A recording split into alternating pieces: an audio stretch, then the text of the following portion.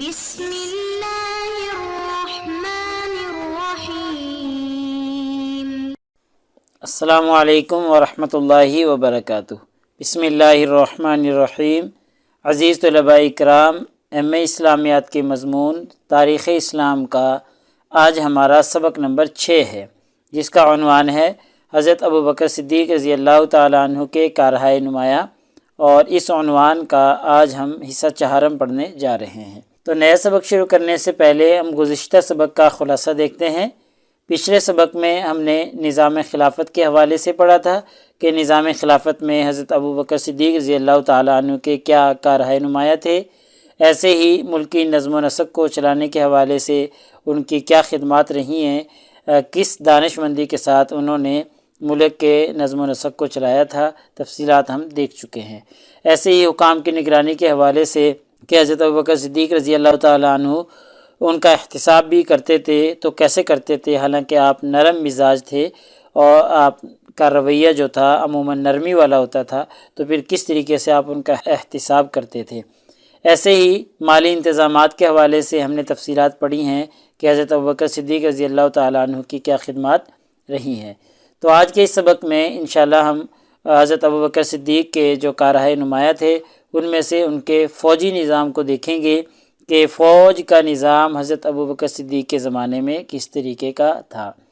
ایسے ہی فوج کی اخلاقی تربیت کے حوالے سے حضرت ابوبکر صدیق نے کیا طریقہ کار اختیار کیا۔ ایسے ہی حضرت ابوبکر صدیق رضی اللہ تعالیٰ عنہ نے فوجی چھاؤنیوں کا معائنہ کیا، اور معائنہ کس طریقے سے کیا کرتے تھے، یہ ساری تفصیلات آج کے سبق میں ہم دیکھیں گے۔ ایسے ہی بدعات کے سد باب کے حوالے سے کہ اس حوالے سے ان کی کیا خدمت رہی ہے۔ ایسے ہی خدمت حدیث رسول صلی اللہ علیہ وسلم کے حوالے سے حضرت ابوبکر رضی اللہ تعالیٰ عنہ کی خدمات کا جائزہ لیں گے۔ ایسے ہی رسول اللہ صلی اللہ علیہ وسلم کے اہل بیت اور آپ صلی اللہ علیہ وسلم کے متعلقین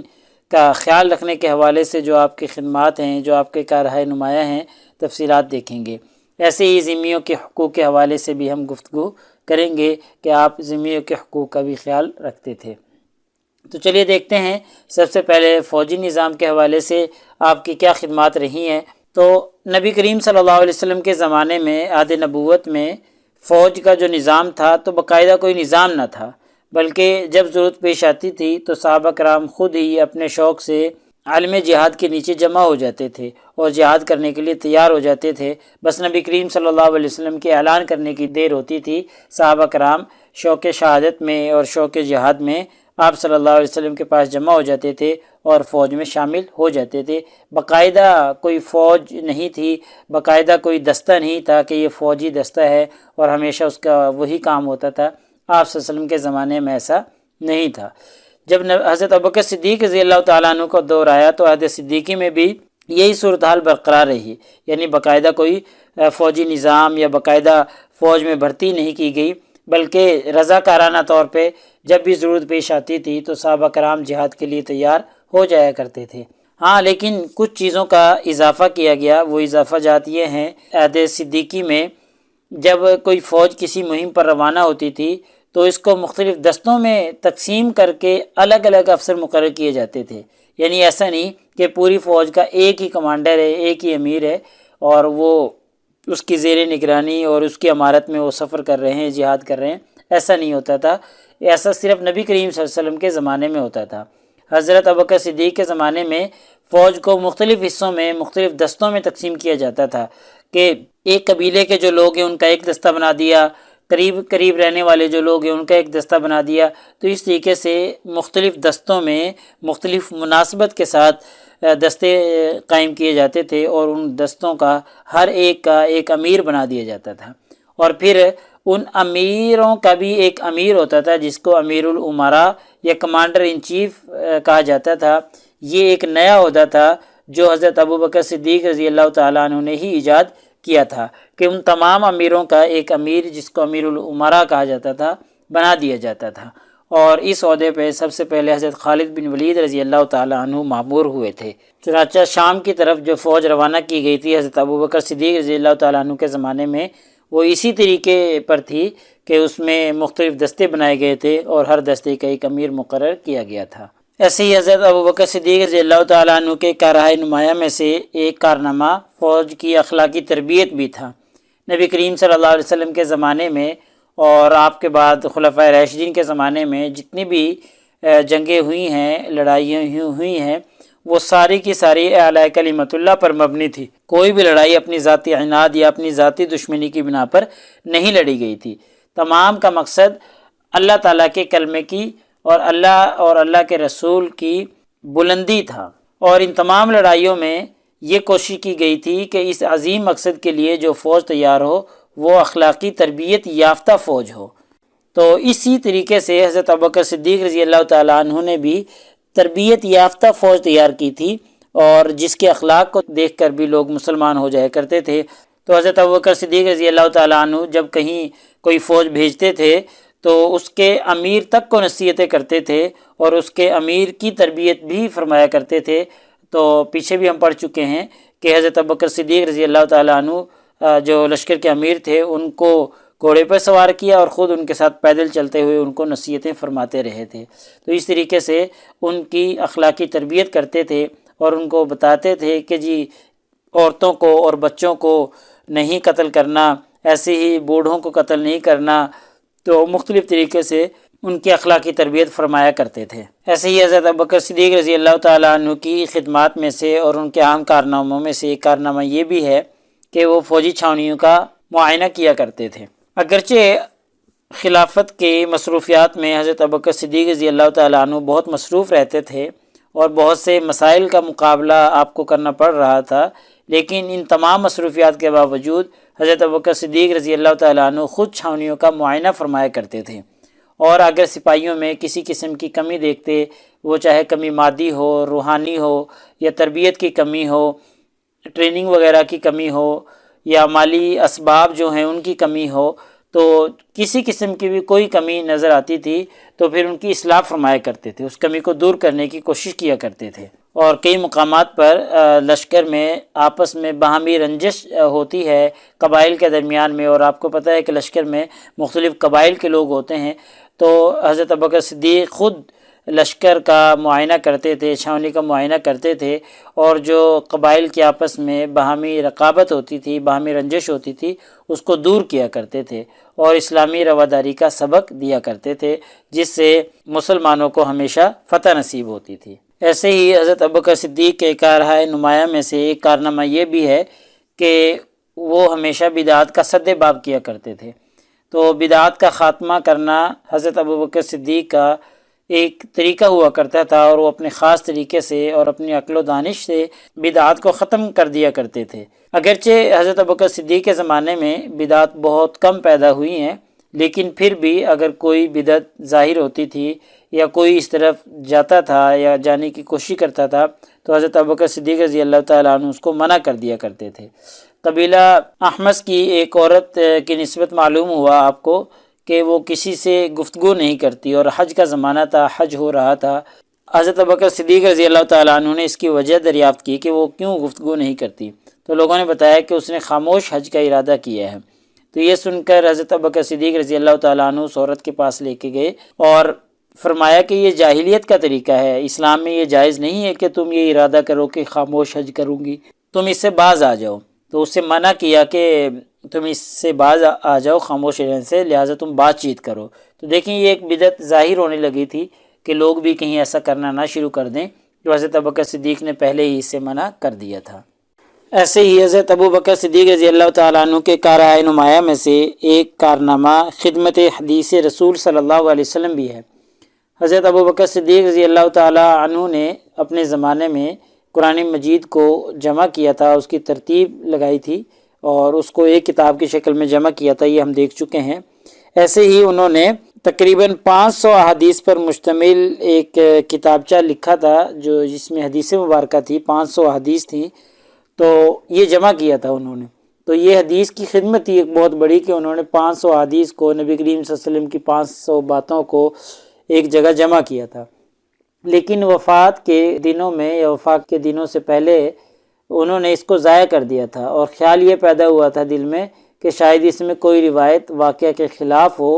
اور وہ میں نے اس میں لکھ دی ہو، اور یہ بوجھ ہمیشہ میرے سر پر رہے گا، یہ غلطی جو میں نے کی ہے اس کا،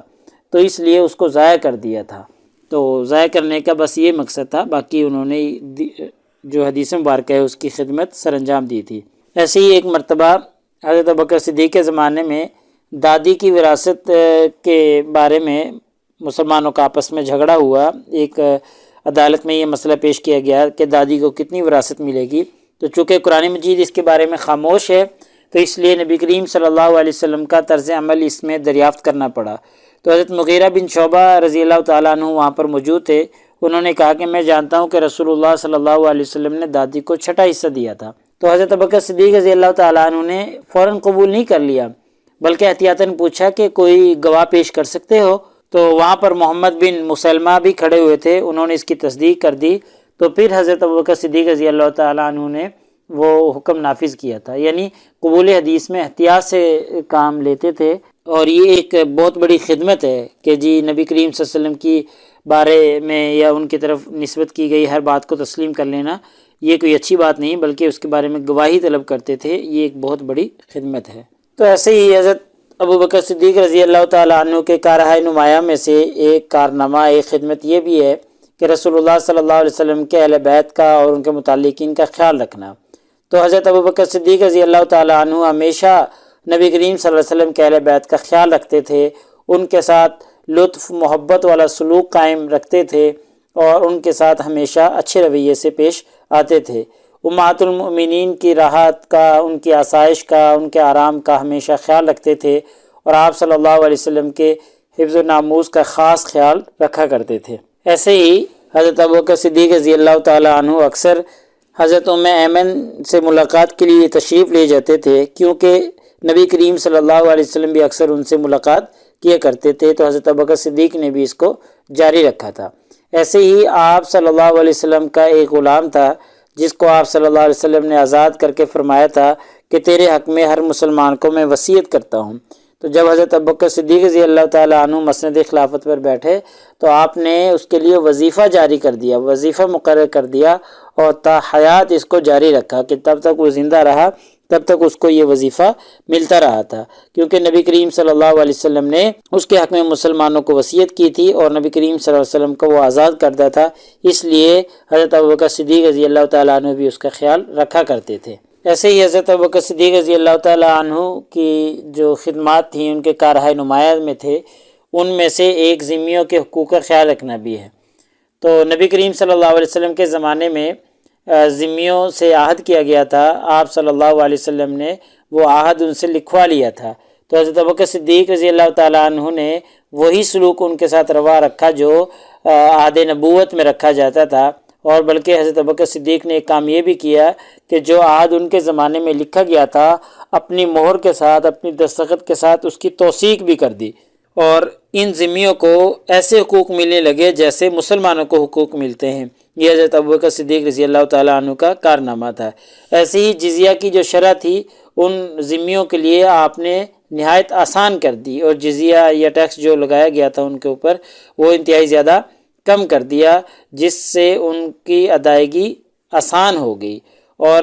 ہیرا کے جو باشندے تھے وہ کل 7,000 باشندے تھے، اور ان میں سے 1,000 باشندے تو بالکل مستثنا قرار دے دیے تھے۔ یہ آسانی اور سہولت کی خاطر حضرت ابوبکر صدیق نے ایسا کیا تھا۔ باقی جو باشندے بچے تھے وہ بھی صرف 10 درہم سالانہ دیتے تھے۔ اور حضرت ابوبکر صدیق نے یہ جہاں پر دوسری شرائط رکھی تھی وہاں پہ یہ بھی ایک شرط رکھی تھی کہ ذمی بوڑھا ہو، اپاہج ہو، مفلس ہو تو پھر وہ جزیہ سے بری قرار دے دیا جائے گا۔ تو پھر ایسا بوڑھا ہوتا یا کوئی مفلس یا اپاہج معذور وغیرہ ہوتا اس سے جزیہ نہیں لیا جاتا تھا، بلکہ بیت المال خود اس کی کفالت کرتا تھا، اس کے لیے وظیفہ جاری کرتا تھا۔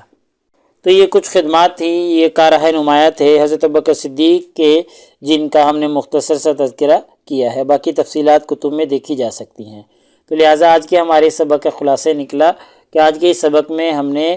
فوجی نظام کے حوالے سے ان کی خدمات دیکھی ہیں، فوج کی اخلاقی تربیت کے حساب سے، فوجی چھاونیوں کے معائنہ کرنے کے اعتبار سے، ایسے ہی بدعات کا سد باب کرنے کے حوالے سے، خدمت حدیث کے حوالے سے، رسول اللہ صلی اللہ علیہ وسلم کے اہل بیت اور ان کے متعلقین کے حوالے سے، اور ذمیوں کے حقوق کا خیال رکھنے کے حوالے سے، ان کی خدمات کا ہم نے جائزہ لیا ہے۔ لہٰذا اگلے سبق نمبر 7 میں انشاءاللہ ہم اسی ترتیب سے چلتے رہیں گے اور حضرت ابوبکر صدیق رضی اللہ تعالیٰ عنہ کے کردار پر روشنی ڈالنے کی کوشش کریں گے۔